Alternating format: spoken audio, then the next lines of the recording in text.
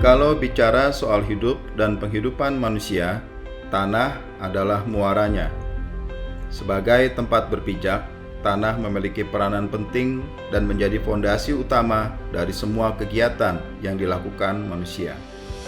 Dalam sistem hukum pertanahan kita, bahkan tanah dianggap bagian dari kepentingan umum yang mempunyai fungsi sosial dan punya peran penting dalam pembangunan. Karena tanah adalah sumber makanan dan sumber penghidupan manusia, merebut tanah berarti merebut makanan. Itu artinya juga merebut sumber penghidupan manusia. Sudah hampir 2 tahun saya berkeliling Indonesia, mencari tahu permasalahan mengenai tanah dan hidup masyarakat kita.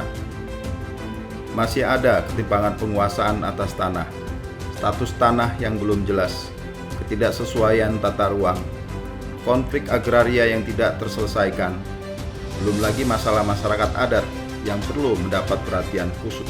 Semua ini membutuhkan kolaborasi dan kerjasama guna mengatasinya, agar tidak menjadi beban di masa yang akan datang. Untuk itulah, kami melalui gugus tugas reforma agraria terus berupaya mendorong penyelesaian permasalahan agraria dan tata ruang melalui kolaborasi dan integrasi antar kementerian lembaga, dunia usaha, dan pemangku kepentingan lainnya.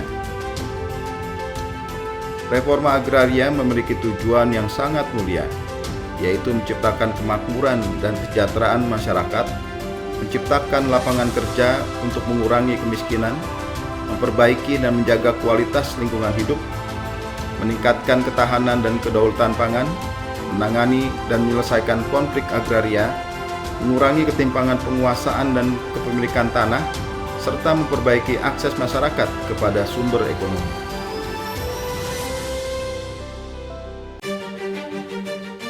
Reforma agraria juga perlu dilakukan secara kontekstual, dengan misalnya menghormati masyarakat adat yang menguasai sebuah wilayah, baik di daratan maupun di wilayah perairan. Reforma agraria di wilayah pesisir dan pulau kecil juga menjadi perhatian kami untuk memberikan kepastian hak serta dukungan akses bagi masyarakat yang secara turun-temurun, bahkan sebelum NKRI terbentuk, telah hidup di atas air dan menggantungkan kehidupannya dari hasil laut. Itulah kearifan lokal yang harus kita jaga dan kita lindungi.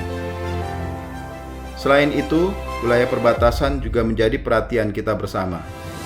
Memberikan kejelasan kepemilikan berupa sertifikat tanah yang berada di area perbatasan, membangun kawasan pedesaan yang berakselerasi menjadi kawasan perkotaan dengan mengembangkan potensi yang dimiliki untuk kesejahteraan masyarakat perbatasan melalui perwujudan pola ruang dan struktur ruang.